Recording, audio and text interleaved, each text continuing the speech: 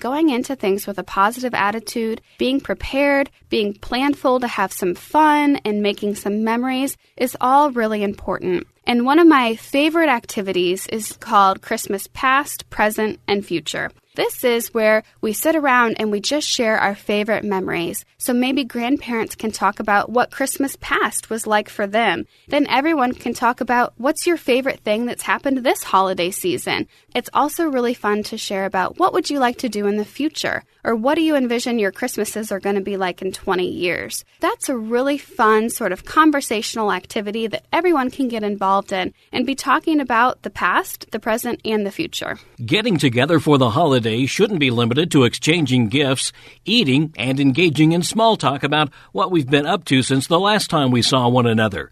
It should be a time for building memories, strengthening relationships, learning about family traditions, and setting the foundation for new family traditions. With a little imagination, planning, and communication, the holidays can help us build memories and traditions that can be passed down from generation to generation. On today's Sound Living, tips for having a successful multi-generational holiday. Sound Living is a weekly public affairs program produced by Research and Extension at Kansas State University. I'm Jeff Wichman. K-State Research and Extension Adult Development and Aging Specialist Erin Yelland says a successful multi-generational holiday includes communicating plans and activities, playing games, scheduling downtime, and most importantly, having a positive attitude about spending time with your family. So many times we're like, oh, we're going to the in-laws. How terrible is that going to be? But, if you go into it with more of a positive attitude, it can be a lot more fun and you can have a lot more benefits out of that holiday gathering. There's also other benefits with going into things with a positive attitude. For example, when you are stressed out about things or you're worried that things aren't going to go quite as you had planned, maybe you don't sleep as well. Maybe you're making less healthy food choices. Maybe you're not exercising because you're too worried about what's going on. But really, when you go into things with a more positive attitude, you can have better blood pressure, you're making overall healthier choices for yourself, and you can really just have a lot more fun. So that's my number one tip when you're going into these multi-generational holiday gatherings. Go into it with a positive attitude and be ready to have fun and enjoy each other's company. The second thing you want people to think about is the power of play. What do you mean by that? So research and really life experience shows us that people of all ages are happier and healthier when we play together and when we participate in family leisure activities together. And so when we have these bonding experiences and we're creating these traditions and memories by doing activities together, it can really be beneficial for everyone involved. And now this doesn't have to be some sort of structured activity necessarily or anything that costs a large amount of money.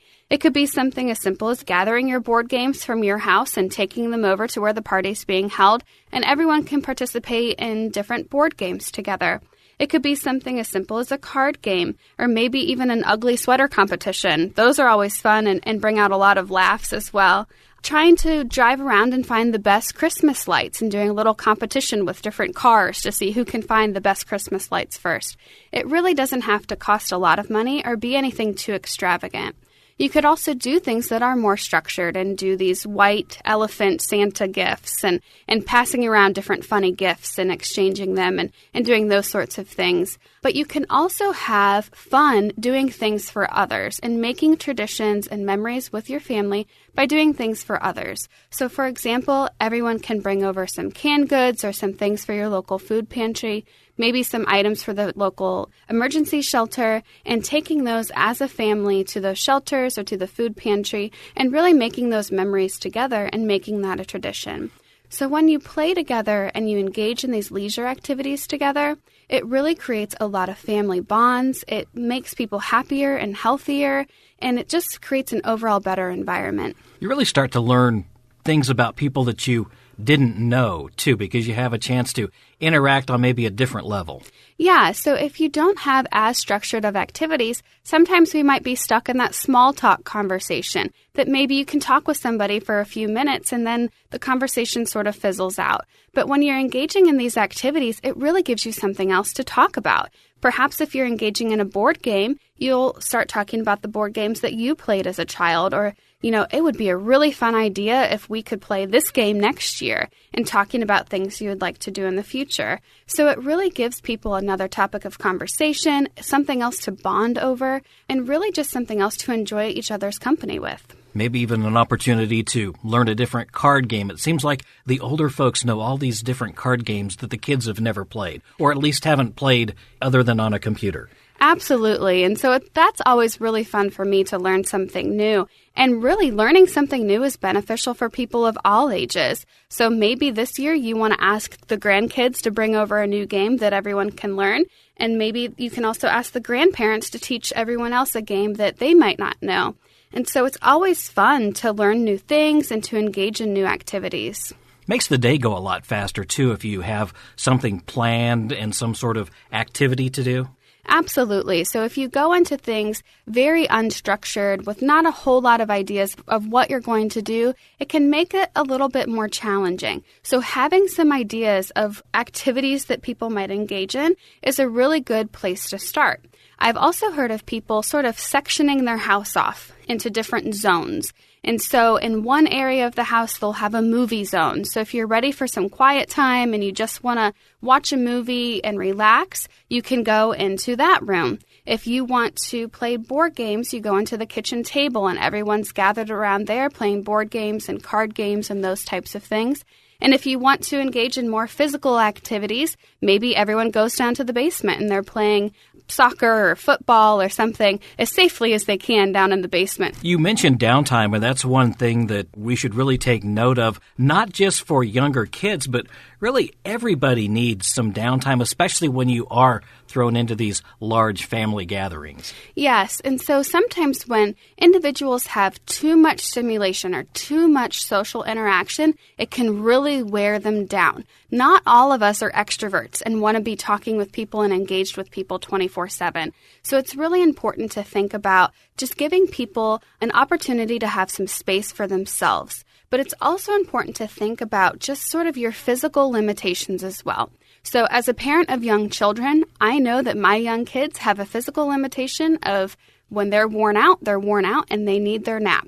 But sometimes the same can be true for middle-aged adults or older adults as well. And so we need to sort of have an afternoon break where you just know that nothing's really going to be planned or scheduled. People can go and take a nap if they'd like. Maybe they can go and watch that movie and just take some time to relax. But having that scheduled downtime is really important so that not everyone gets worn out and overstimulated from all of the contact and conversation. And not everybody is going to be healthy over the holidays. There's been a lot of flu going around. We've got the colds, the sniffles, and things like that. And some people may actually have some serious illnesses. Yeah, and so it's really important for everyone to have an opportunity to rest. And one of the really important things, if you're having someone staying over at your house, it's really important to discuss sleeping arrangements ahead of time. So, for example, if you have a family with young children, perhaps their children still sleep in cribs and they're not used to sleeping in a bed. So talking to them about, where your kid's going to be most comfortable sleeping.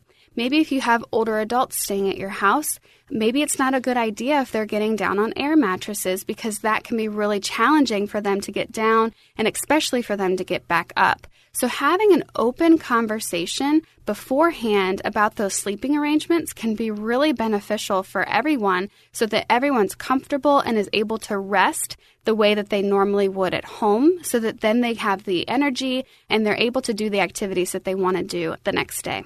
What are some other things that we should keep in mind as we kind of gather for the holidays? Well, my last tip is communication. And communication is key with so many other things in life, but for the holidays in particular this time of year.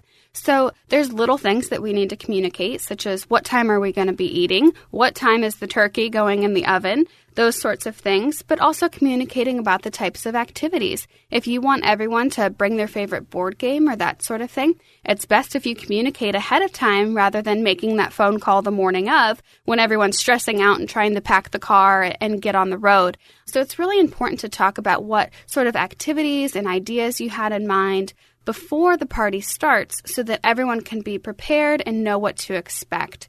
But it's also really important as we're engaging in family members who might be older to be talking about the limitations or challenges that they might have.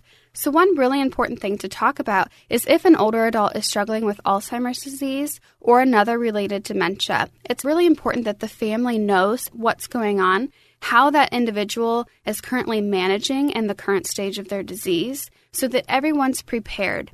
And it's especially important to talk to young children about that, because the grandma and grandpa that they saw last Christmas or at Easter or some other time of year may not be the grandma or grandpa that they're going to be seeing now.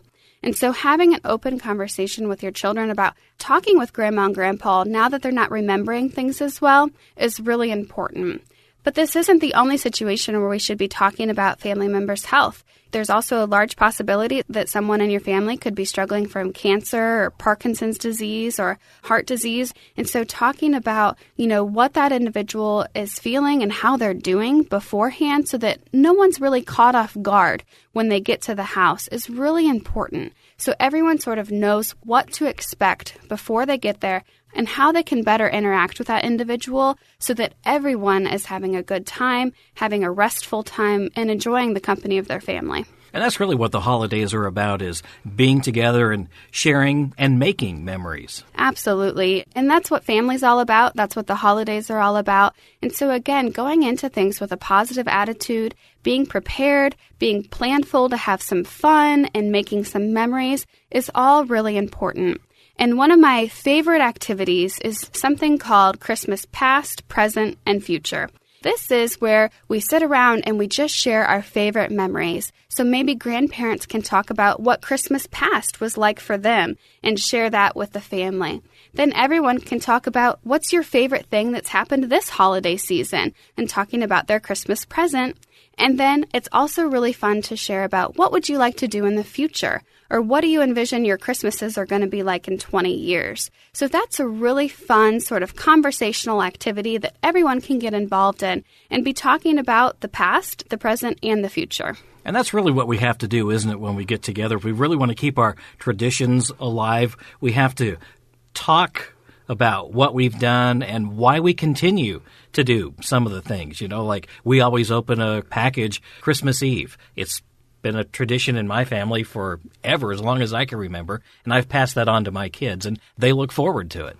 Yeah, and it's so fun to be able to understand the backstory to those traditions and understanding why we're doing that, who started that, or how long that's been going on. And so creating these family traditions is really important, but sustaining them and to keep talking about them and sharing the story can really create some family bonds and those traditions that will continue into the future. And it's a lot of fun to be able to see those happen throughout your family throughout the years. And also an opportunity then to start creating some new memories as you add more people to the family. Absolutely. And so if your family Christmas is anything like mine, every year we always have some new folks joining us. And so it's always fun to be able to share with them the types of things that we do in our family and why we do it. And they can get excited about it and get involved in it as well. And I think your number one tip about starting with a positive attitude, that will really set the tone for the whole day. Absolutely. And so oftentimes when we're talking about anything health related, there's always sort of this foundational piece. Maybe it's healthy eating and exercise and those sorts of things. But when we're talking about having a successful holiday gathering, really the foundation is going into it with a positive attitude. Yes, it can be stressful. Yes, you may see people that you don't necessarily have the most great relationship with. But if you go into it with a positive attitude and you're going to be happy and healthy and you're just going to enjoy yourself, it's going to make the day or the week or however long you're with your family, it's going to make it a lot better. That's K-State Research and Extension Adult Development and Aging Specialist Erin Yelland. If you need a conversation starter, try asking your parents or grandparents about the traditions they grew up with, how their grandparents celebrated the holidays, if they left cookies and milk out for Santa, or what is their best holiday memory. Also, be willing to share some of your favorite holiday memories, and don't be afraid to offer some suggestions for what would be fun for the family to do next Christmas. More information about strengthening family relationships is available at county and district extension offices and on the extension website, www.ksre.ksu.edu. Sound Living is a weekly public affairs program produced by Research and Extension at Kansas State University. I'm Jeff Wichman, and this is the K-State Radio Network.